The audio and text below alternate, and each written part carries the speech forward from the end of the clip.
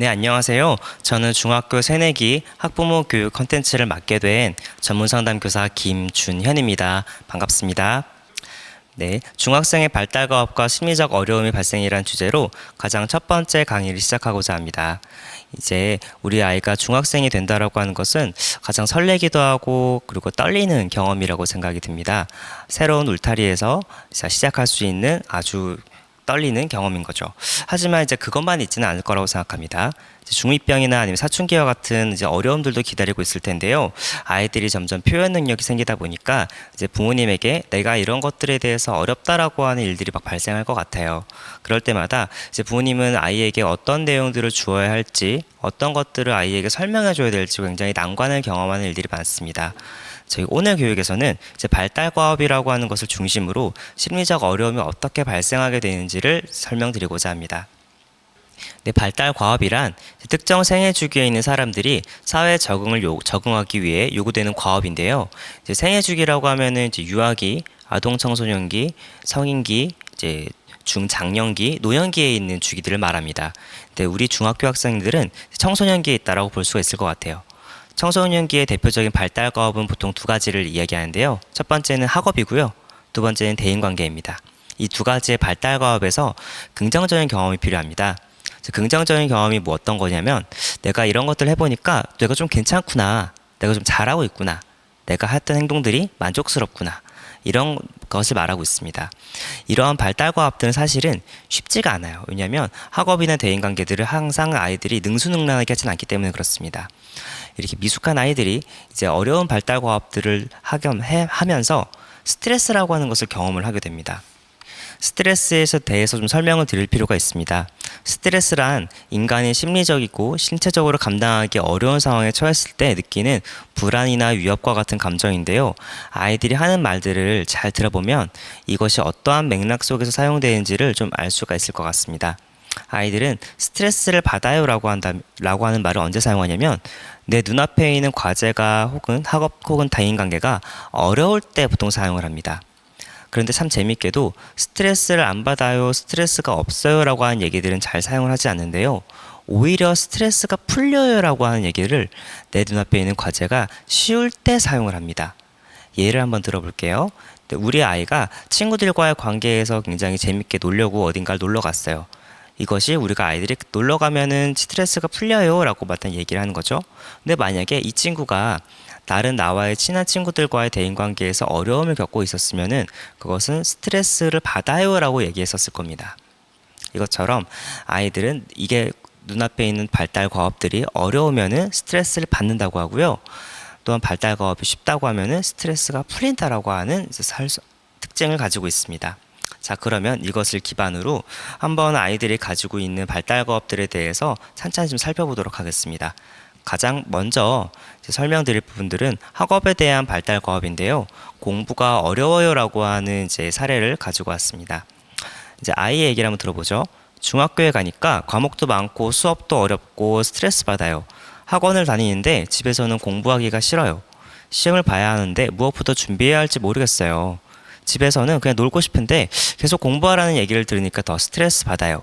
자, 이 얘기에서 좀 두 가지 정도의 포인트가 있는데요. 첫 번째로는 이 아이가 어떤 부분에서 스트레스를 받고 있는지를 확인해 봐야 됩니다. 이제 읽어보시면 아시겠지만 첫 번째로는 아이가 과목도 많고 수업도 어렵다. 내가 아는 학업이 굉장히 어렵다라고 하는 얘기를 있고요.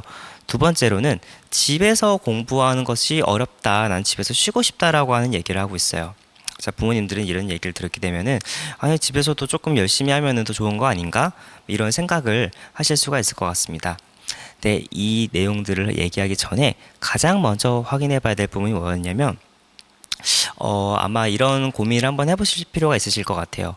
학교에서 공부를 왜 시킬까요? 공부는 아이에게 왜 필요한 걸까요? 자, 이 물음에 대해서 잠시 고민을 해보는 시간을 가져보도록 합니다. 네, 학교에서 배우는 학업들은 뇌 발달을 위한 훈련이라고 생각하시면 됩니다. 이제 우리가 의무교육을 보통 중학교까지 두고 있잖아요. 즉 중학교까지의 교육은 아이가 이 세상을 살아가기 위해서 가장 필요한 발달이 있어야 된다는 뜻입니다. 이것을 학교에서 지속적으로 훈련을 시킨다는 것이죠. 그런데 훈련이라고 하면 우리가 굉장히 좀 어렵고 힘들고 이런 것들 생각하기 쉽잖아요. 사실은 어렵고 힘든 게 맞는데요. 초등학교 때는 이 훈련을 놀이를 병행하면서 수많은 교과목들을 습득을 합니다. 놀이와 그리고 학습을 같이 계속 해나가는 거죠. 아이들 그래서 초등학교 때 학습들은 그렇게까지 막 검정 안 가고 싶지 않아요, 못하겠어요 라는 얘기를 잘 안 하는데요. 중학교 때는 양도 많아지고 배우는 내용도 어렵다 보니까 점차 외우고 숙달하는 작업이 많아지면서 더 이상 놀이로 훈련을 하기가 어려워지는 상황이 생깁니다. 그래서 이게 더 재미를 덜 느끼게 되는 거죠. 근데 참 재미있게도 훈련이라고 하면 상당히 힘든 느낌들이 많이 들지만 이곳에서 되게 재미가 있고 또한 성취가 있다고 한다면은 아이가 이것을 어렵다고 하더라도 꾸준히 해나가는 것이 가능해요. 그런데 가장 아이들은 이 과목을 내가 이걸 왜 해야 되는지 모르겠다라고 하는 것이 무슨 뜻이냐면 내가 이것을 굉장히 성취를 느끼기가 어렵다라고 하는 것을 말하는 것입니다. 자, 그러면 제일 중요한 점은 우리 아이가 어떤 영역에서 구체적으로 따라가기가 어려운가를 확인을 해봐야 됩니다. 즉 어떤 과목이 어떤 수업이 내가 따라가기 어려운지인데요. 특히 무슨 기능을 많이 사용하고 있는지를 살펴봐야 됩니다. 이 기능이라고 하는 것은 과목마다 이제 가장 주요로 하고 있는 기능들이 있어요. 제가 밑에 적어두었는데 이제 언어 기능, 예를 들면은 이 단어에 대한 뜻을 아는 것, 맥락 파악하는 것, 이것은 이제 수많은 글들에서의 주요한 내용들을 파악하는 것이고요. 요약하는 내용들도 있을 수 있습니다. 주요 요약, 축약하는 일들인 거죠. 그다음 논리 및 사고력이라고 해서 인과관계를 확인하고 그 다음에 이것에 대해서 문제 해결을 하기 위한 능력들을 가지고 있기도 합니다. 또한 기억 및 암기라고 해서 내가 충분히 어느 정도까지 외워야 하고 그것을 내가 이후에 시험을 하면서 인출해 나가는 작업이 필요하기도 하고요. 또한 내가 시험을 준비하기 위해서 점차 계획을 해야 되는 능력도 한 가지 기능이라 볼 수 있겠습니다. 학교에서 수업은 토론식의 수업도 많이 이루어지는데요. 사회적인 기능들이 필요하기도 합니다. 친구들이랑 같이 나의 주장을 하기 위해서 나의 주장과 근거를 같이 적절하게 설명하는 능력들이 필요하고요. 상대방의 눈치를 보는 일들도 많이 필요할 수도 있겠습니다. 근데 아이들은 이런 기능들을 학교에서 막 열심히 수업을 하면서 익혀나가는데 가장 중요한 점은 내가 어떤 점들이 부족한지를 잘 몰라요. 그래서 이게 부족한 부분들에 대해서 보완을 해 나가는 것이 훈련의 가장 큰 목적이고 내가 그것이 살아나가는 데 도움이 되는데 아이들이 뭔가 부족한 것이 무엇인지 어떻게 보완하려고 하는 것인지에 대한 생각이 잘 없습니다. 아이들은 대부분 학습에 대한 전략이 없거든요. 왜냐하면 그것을 거의 처음 해보거나 이런 것을 내가 전략을 만들어야겠다라고 하는 생각을 하지 않기 때문에 그렇습니다. 그래서 무엇부터 내가 시도를 해야 될지를 모르겠다는 경우가 많아요. 그래서 부모님들은 이 아이가 어떤 수학이 어렵다라고 하면은 그냥 수학 학원에 보내는 경우가 많습니다.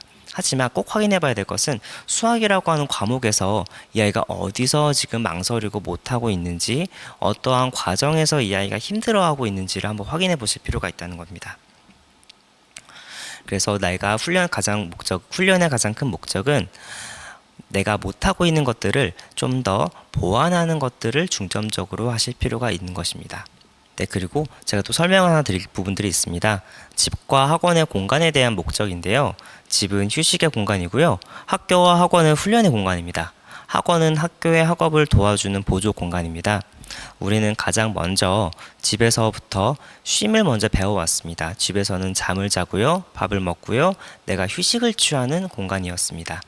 그런데 우리가 학원을 가고 학교를 가다 보면은 학업이 상당히 중요해지잖아요. 부모님은 아마 그런 마음이 드실 수도 있어요. 내가 집에서 이 아이가 조금 더 공부를 열심히 한다면 좋을 텐데. 근데 아이의 입장에서 생각을 해보게 되면은 내가 쉼이라고 하는 곳을 하고 있는 공간에서 훈련이 추가가 되는 거예요. 그렇기 때문에 이제 혼란스러워집니다. 내가 마냥 쉬고 싶은데 훈련까지 해야 되니까 고통스러워지는 거죠. 더불어서 이제 집이라고 하는 공간은 나의 시선을 분산시키는 자극들이 너무너무 많아요. 그래서 내가 쉽게 공부에 전념하기가 쉽지가 않습니다. 그래서 아이들이 집에서 공부가 안 돼요, 스터디 카페를 갈래요? 라고 하는 얘기가 자연스럽게 나오는 거죠. 집에서 공부를 하지 말라는 얘기는 아니고요. 집에서 공부할 수 있는 환경들을 만들어주는 것이 좋습니다. 예를 들면 아이가 잠자리와 아이가 공부할 수 있는 공간 자리를 좀 분리를 해놓는 거죠. 그래서 집에서 내가 학업을 할 수 있는 공간을 마련해 두는 것도 좋은 방법이기도 하고요. 아니면은 집에서 할 수 있는 낮은 난이도의 학업을 하는 것도 상당히 도움이 될 수도 있겠습니다. 어찌됐건 학업을 하면서 자신이 어떤 점들이 부족한지를 확인을 할 수 있어야 그것을 내가 보완을 해나가는 자기주도적인 학습이 된다라고 하는 것을 꼭 명심해 주셨으면 좋겠습니다. 네, 두 번째 사례입니다. 이제 인터넷 게임이 좋습니다라고 하는 사례를 제가 가지고 왔는데요. 이제 학부모님들께서는 아이가 점차 스마트폰이나 아니면 핸드폰 게임 아니면 컴퓨터 게임을 몰두하고 있는 아이를 볼 것입니다. 아이들은 왜 인터넷 게임을 좋아할까요? 그리고 왜 아이들은 인터넷 게임에서의 가장 빠져나오지 못할까요? 이제 이 부분들을 좀 확인해 볼 필요가 있습니다. 자, 한번 사례를 읽어보도록 하겠습니다. 밤 늦게까지 컴퓨터 게임을 해서 아침에 일어날 때 힘듭니다. 친구들과 한두 번 하다 보니까 재밌어서 매일매일 게임을 해요. 처음에는 학교 성적이 괜찮았었는데 점점 공부하는 시간에 게임을 해서 성적도 많이 떨어졌습니다. 부모님이 게임을 그만하라고 말을 하는데 솔직히 왜 그만해야 될지 모르겠습니다. 인터넷에서는 유튜브로 게임을 계속해서 돈도 벌 수 있었습니다. 프로게이머의 길도 있고요. 왜 부모님은 계속 공부를 하라고 하는지 이해할 수가 없습니다. 이 사례에서 좀 확인해 봐야 될 포인트가 두 가지가 있는데요. 첫 번째는 부모님들이 아마 궁금해 하실 것 같아요. 인터넷 게임이라고 하는 것들은 어느 정도까지 해야 문제인 걸까라고 하는 것이고요. 이게 첫 번째고요. 두 번째는 이 아이가 왜 이렇게까지 많이 하게 되는 걸까입니다. 자, 이 두 가지를 관점으로 보도록 할 건데요. 이 인터넷 게임이라고 하는 내용을 볼 때 발달과업에서 가장 먼저 확인해야 될 것은 학업이라고 하는 발달과업을 이 아이가 잘 이행하고 있는지를 확인해 봐야 됩니다. 이제 스마트폰과 이 게임 같은 경우는 어느 정도냐 문제냐면요. 대부분의 문제 영역은 일상생활에 어려움이 있을 때 그것을 문제로 여깁니다. 일상생활이 방해될 정도로 스마트폰이나 게임을 한다면 그것이 이 아이에게 무엇을 주는지 유심히 살펴봐야 됩니다. 이 아이가 일상생활에서 어떤 점들이 방해가 됐었죠? 첫 번째로는 아침에 잘 일어나지 못하는 것, 두 번째로는 성적이 많이 하락하게 되었던 것, 이 두 가지를 꼽을 수 있겠습니다. 그러면 이 아이는 일상생활에서 좀 어려움이 있다 보니까 굉장히 많이 인터넷이나 게임에 대해서 많이 과의존하고 있다고 볼 수가 있겠습니다. 그런데 그러면 이 아이는 왜 이렇게까지 과의존할까요? 이제 두 번째 질문을 좀 드려봐야 되는데요. 인터넷 게임은 현실에 없는 어떤 느낌을 이 아이에게 주는 거냐는 거예요. 대부분 뚜렷한 성취가 있습니다. 게임이라고 하는 것은 성취로 인한 도달하기 위한 과정이 굉장히 쉽고요. 그 다음에 가시적으로 눈에 바로 보입니다. 아주 적은 노력을 들여도 괜찮은데요. 예를 들면 마우스 한번 잠깐 들이는 걸로도 이 캐릭터가 막 움직여요. 그래서 무언가 막 행동들을 막 합니다. 이 행동을 통해서 얻게 되는 두드러지게 얻는 성취가 있어요. 참 재밌는 점은 이 뒷부분인데요. 이 성취가 퇴행하지 않거나 아니면 쉽게 복구가 돼요. 아이가 어떠한 게임을 하는지도 굉장히 중요한데요. 롤플레잉 게임이라고 해서 RPG 게임들 하는 경우에는요. 내가 일어났던 성과가 되돌아가지 않아요. 그리고 대전 게임 같은 경우는요. 내가 해서 졌더라도 금방 다시 시작해서 다시 또 이기는 경험을 할 수가 있어요. 그래서 내가 잃어버렸던 것들을 쉽게 복구할 수가 있는 거죠. 그리고 게임을 잘하면 친구들에게도 긍정적인 메시지를 얻습니다. 야, 너 정말 잘한다. 진짜 잘한다. 너 진짜 대단하다. 이런 얘기를 듣는 거죠. 그래서 친구들과 좀 더 관계가 형성이 되면서 문화가 만들어지는 경향들이 생깁니다. 자, 그러면 이것이 현실과 어떻게 다른지를 좀 확인해 봐야 되는데요. 현실의 학업은요, 성취로 인해 도달하기 위한 과정들이 게임처럼 눈에 보이지가 않아요. 내가 얼마나 잘하고 있는지 알 수가 없고요. 내가 뭐부터 시작해야 되는지, 내가 어떤 것들을 가장 중점적으로 봐야 되는지, 내가 나의 능력치에는 어떤 것들이 부족한지를 알지 못해요. 가끔 있는 시험들, 중간고사, 기말고사, 아니면 쪽지시험 이런 것들을 통해서 내가 얼마나 좀 잘못하고 있는지에 대한 내용들이 드러나게 되는 거죠. 참 재밌는 점들은 여기에서 게임 같은 경우는요. 내가 안 되고 있으면 공략집들이 있어요. 그것만 자세히 따라가기만 해도 금방금방 깨집니다. 하지만 현실에서는요. 공부를 잘하는 방법이라고 하는 공략집이 있다고 하더라도요. 이것들을 따라가도 잘 안 되는 경우들이 너무너무 많아요. 그래서 게임에서는요. 괜찮은 내 모습이 있고요. 현실에서는 부족한 내 모습이 계속 나타납니다. 사람들은요. 누구나 자신의 모습을 긍정적으로 살펴보고 싶어 합니다. 지각하고 싶어 하는데요. 이제 아이들은 게임을 통해서 계속해서 괜찮은 내 모습, 그나마 좀 이기고 있는, 성취하고 있는 내 모습들을 확인해 보고 싶은 거예요. 그래서 현실에서 괜찮은 나의 모습을 만드는 게 굉장히 중요합니다. 이것들을 만들면서 이 아이의 게임에 대한 문제를 좀 줄이고 싶으면 조절 전략을 같이 써야 됩니다. 시간을 제한하거나 컴퓨터 위치를 좀 옮겨 놓는다거나, 그리고 더불어서 이 아이에게 현실에서의 성취 경험들을 계속해서 채워넣어야 될 필요가 있는 거죠. 만약에 이 아이가 SNS에 몰두해 있는 경우도 있습니다. SNS 요즘에 아이들이 인스타나 페이스북 같은 것들을 굉장히 많이 하죠. 거기에 있는 일들을 굉장히 많이 보는데 시간을 많이 할애하고 있으면은 이 아이가 대인관계에서의 어떤 어려움이 있는지를 한번 확인해 볼 필요는 있습니다. 이 아이가 가장 중요하게 보는 것들은 무엇인지, 이 대인 관계에서, 그리고 SNS에서 아이들과는 어떤 이야기를 주로 하고 있는 것 같은지, 거기에서 이 아이는 어떤 모습을 보이고 있는지요. 이 점들을 확인해 보시는 게 상당히 도움이 될 일이라 생각합니다. 네, 이제 세 번째 사례는요, 이제 대인관계라고 하는 발달 과업을 잘 하지 못하고 있는, 스트레스를 경험하고 있는 아이의 사례입니다. 친구를 잘 못 사귀었겠어요 라고 하는 얘기를 하고 있는데요. 아이의 얘기를 들어봅시다. 중학교에 올라오니 친구들에게 먼저 다가가기 어려워요. 무슨 말을 하면서 다가가야 할지 모르겠어요. 나에게 말을 건네준 친구에게도 어색해서 잘 말 못했어요. 초등학교 때는 제가 이러지 않았는데, 초등학교 친구들은 저랑 같은 중학교로 배정받지 못해서 초등학교 친구들이랑 다 멀어졌어요. 저도 제가 원하는 친구랑 놀고 싶은데 어떻게 할 수 있을까요? 라고 하는 얘기를 하고 있습니다. 저는 이 사례에선 두 가지 정도가 좀 궁금한 부분이고 알려드려야 될 부분이라고 생각이 들었습니다. 첫 번째로는 초등학교에서의 관계와 중학교에서 관계는 좀 어떤 거가 좀 다를까? 이가 첫 번째이고요. 두 번째로는 다른 사람과 친해질 때는 뭐가 필요할까? 이 아이는 과연 이런 부분을 알고 있을까? 라는 부분들입니다. 자, 이 내용을 좀 확인을 해보도록 하겠습니다. 첫 번째, 초등학교 때와 중학교 때의 나는 어떤 점이 좀 다르냐면요. 자, 사춘기라고 하는 내용들은요, 사춘기라고 하는 기간들은 자아의 성장이 일어나는 기간입니다. 자아라고 하는 것은 나 스스로에 대한 나의 모습인데요. 나만 성장하는 것이 아니고요. 다른 사람도 같이 성장하죠. 그 사람도 뭔가 외향들이 변하고요. 모습도 많이 변해요. 나는 그것을 관찰하는 능력들도 많이 생깁니다. 그래서 나와 다른 사람들의 모습을 막 살펴보는 거예요. 그런데 다른 사람들은 괜찮고 근사해 보이고요. 나의 모습이 좀 부족해 보이게 되면요. 나를 드러내는 것들이 어려워집니다. 나에 대한 평가가 굉장히 안 좋아지는 거죠. 초등학교 시기에는 나의 이런 자아 성장이 덜했기 때문에 나에 대한 평가가 사실 잘 스스로가 없었어요. 그래서 그것을 의식하지도 않았죠. 그래서 다른 사람과 친해지게 될 때 쉽게 가볍게 친해지는 경우가 많아서 문제가 되지 않았던 거예요. 쉽게 친해진다라고 하는 것은 말을 쉽게 걸고 그 다음에 나의 행동을 좀 가볍게 할 수 있고 이랬던 거죠.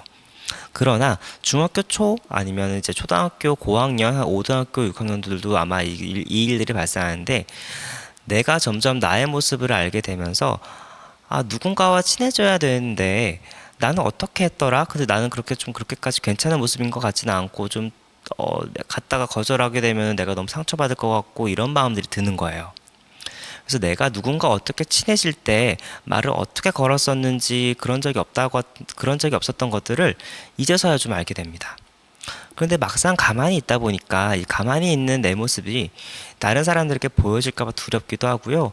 애들은 이제 점점점 친구들 관계를 만들고 있는 것 같은데 나는 가만히 있는 것 같아서 좀 걱정되는 것들도 많이 커지다 보니까 아이들이 이런 얘기들을 많이 해요. 아이들과 내가 어떻게 친해질지 모르겠어요 라는 얘기들이요.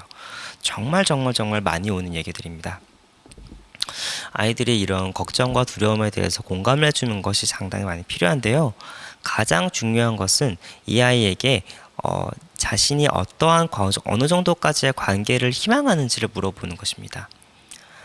친구가 많은 것들을 원하는지, 아니면 어느 정도의 소수의 친구들 정도를 원하는 것인지, 아니면 단순히 1대1의 단짝 친구 정도를 원하는 것인지, 이런 것들을 확인을 해봐야 되는데요. 아이에게 물어보면 그 부분들은 아주 가볍게 나옵니다. 그런데 이제 아이가 그것을 안다고 해서 바로 실시를 할 수는 없어요. 그래서 설명을 해줘야 되는데요. 보통 보기, 듣기, 말하기를 좀 설명해 줍니다. 보기라고 하는 것은요, 내가 원하는 친구 관계를 이미 하고 있는 애들이 있어요. 그 아이들은 어떻게 하고 있는지에 대한 모습을 관찰해 보는 거예요. 저 친구는 어떤 모습이 있어서 저렇게 아이들이랑 편하게 얘기할 수 있는 걸까? 그런 모습을 가지고 있는 친구는 어떤 특징을 가지고 있는 걸까? 이런 부분을 살펴보는 거죠. 그 다음에 듣기인데요. 내가 한번 이 친구랑 한번 얘기해 보고 싶은데 그 친구가 누군지, 그 친구는 무엇을 좋아하는지, 그 친구는 어떤 것들을 가장 행복해 하는지, 그 친구에 대한 특징들을 막 살펴보는 거예요. 이런 것들은 좀 가볍게 해볼 수 있었을 것 같아요. 근데 사실 대화의 재료는 그 사람에게만 있는 것이 아니고요. 나도 같이 사용하는 건데요. 나의 것을 좀 꺼내줘야 돼요. 그래서 말하기도 같이 해야 됩니다. 나를 솔직하게 표현하는 것들이 상당히 중요합니다. 나는 무엇을 좋아하는지, 나는 어떠한 사람인지, 나는 어떤 것을 할 때 행복한지, 내가 좀 싫어하는 것은 어떤 것인지, 내가 어떤 것들을 할 때 가장 그 친구들과 가장 뭘 같이 하고 싶은지, 나의 정보를 차근차근히 알려줘야지 그 친구도 나에 대해서 알고 관계가 형성될 수 있는 거리들이 생기는 거예요. 그런데 이런 친구 관계에 대한 어려움을 가지고 있는 친구들은 자신을 드러내는 것들에 대해서 상당히 긴장스럽고 두려워하고 어려워하는 경우가 상당히 많은데요. 왜냐하면 그것이 거절받을까에 대한 두려움들이 상당히 있어서 그렇습니다. 그런데 좀 생각해 볼 필요가 있어요. 누군가가 나에게 말을 거는데요. 잔뜩 위축되고 긴장되고 떨려하는 그런 모습들을 보고 있다고 한번 생각을 해봅시다. 그러면은 그걸 볼 때 무슨 마음이 들까요? 아, 얘네 왜 여기서 이렇게 말을 하고 있을까? 좀 긴장이 되고 좀 무슨 말 하고 싶은 걸까? 이런 생각도 들 것 같아요. 그래서 친구에게 다가가면서 이야기할 때는 내가 이 부분들을 상당히 편하고 재미있고 너가 정말 궁금해라고 하는 마음에서 다가가는 것이 필요하다는 겁니다.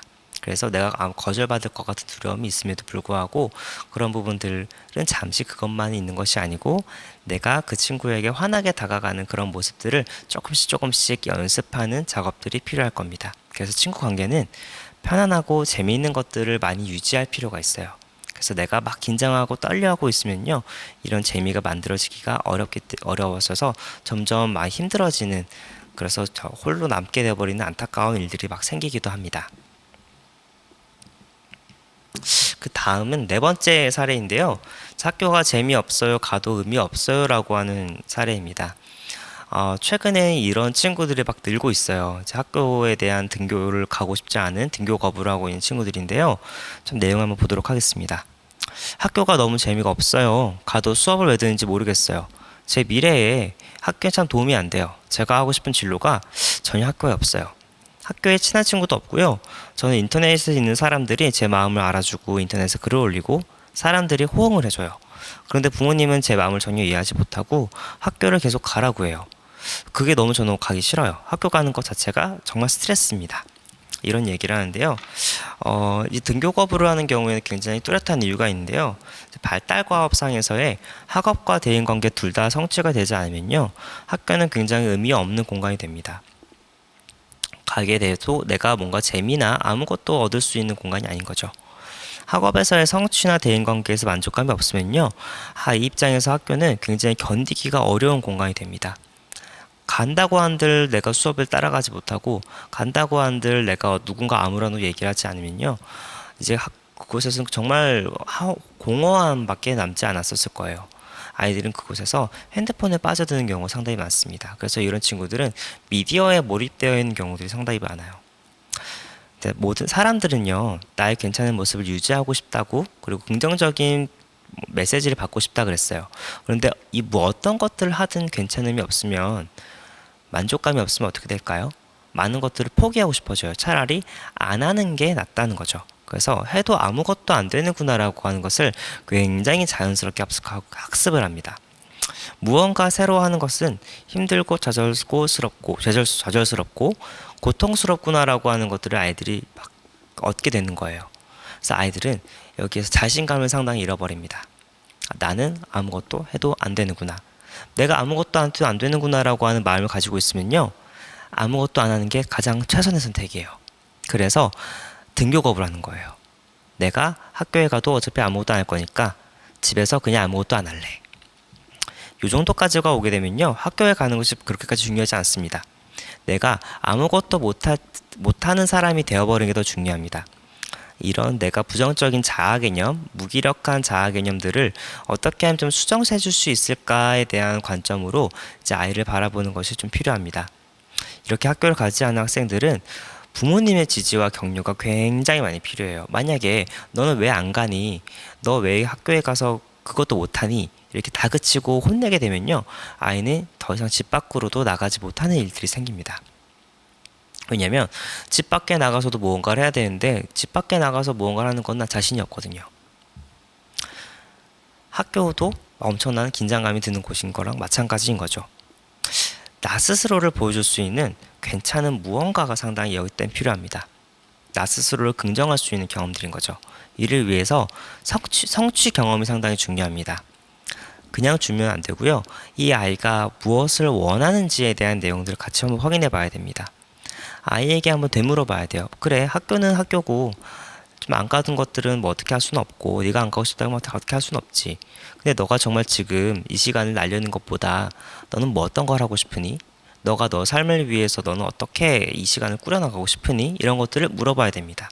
그래서 그 아이가 욕구에 따라서 내가 이런 걸 해보고 싶어요 라고 하는 것을 지지하고 격려해 줄 필요가 있습니다. 제일 중요한 점은요, 나의 삶을 수동적으로 사는 것이 아니고요, 내가 적극적으로 할 수 있도록 내가 원하는 것들을 나의 삶에서 이뤄볼 수 있도록 힘써서 애써보는 그런 자세가 필요하고요. 그런 것들을 꾸준히 노력하는 일들이 필요한 겁니다. 좀 이 네 가지 사례를 들으시면서 이제 우리 아이들의 학업이랑 그리고 대인관계에서의 스트레스를 어떻게 경험하는지에 대해서 조금 이해하셨으리라 생각이 듭니다. 아이들이 좀 경험하게 되는 이 발달과업은 쉽지는 않아요. 그래서 실패와 좌절은 필연적입니다. 반드시 아이들은 이걸 겪을 수밖에 없어요. 대신 이 실패와 좌절에서 배울 수 있도록 안내를 해줄 필요가 있습니다. 뭘 배워야 되냐면요, 내가 괜찮았던 것은 무엇이었는지, 그 괜찮았음에도 불구하고 잘 안 됐던 것들은 무엇이었는지, 내가 만약에 이게 잘 안 됐으면은 그것을 보완하기 위해서 지금 내가 뭘 어떻게 해야 되는지, 그러면 내가 그것을 어떻게 실행할 것인지, 이런 것들을 확인해 보는 작업인 거죠. 이 부분들이 사실은 자기주도적인 학습 방법이랑 굉장히 유사합니다. 스스로 아이가 해볼 수 있도록 격려와 지지를 해주면서 이 아이가 좌절을 극복할 수 있도록 도와주세요. 그런데 가끔 어떤 상황들에서는 아이가 스스로 할 수 없는 상황들도 생깁니다. 아이가 스스로 감당할 수 없는 좌절들은요, 부모님이 충분히 들어봐 주시고 그 아이 좌절감들을 이해해 주시고 도와주는 것들이 필요할 겁니다. 중학교 새내기 학부모 교육에서 제일 중요하고 제가 전달드리고 싶었던 메시지는요, 이 좌절에 대한 내용들이었습니다. 아이들은 많은 것을 못하고 실패하고 어떨 때는 좌절해서 구르기도 할 거예요. 그럴 때마다 부모님들이 잘 아이를 격려해 주시고 아이들이 조금 더 많은 성취와 자신의 모습을 긍정할 수 있도록 도와주시는 것이 훌륭한 중학교 생활을 보내는 지름길이 될 것입니다. 경청해 주셔서 감사합니다.